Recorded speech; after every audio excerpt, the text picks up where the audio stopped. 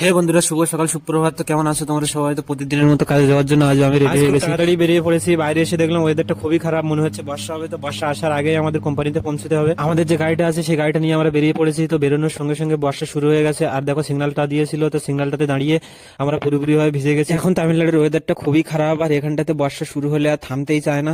তো এখন আমরা এই বর্ষার মধ্যে দিয়ে যাচ্ছি। আমাদের যে গাড়িটা আছে সেই গাড়িটা নিয়ে আমাদের কোম্পানির দিকে যাচ্ছে। তো যেতে যেতে আমাদের খুব একটা ঠান্ডা লেগে গেছে, তো যার জন্য করে আমরা একটু দাঁড়িয়েছি।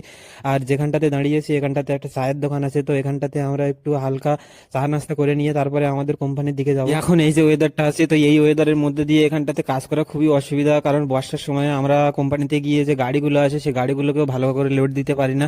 আর লোড দিতে গেলে খুবই ঠান্ডা লেগে যায়। তো আপাতত আমরা কোম্পানির সামনে এসে গেছি, আর আজ আমাদের লোডিং দিন।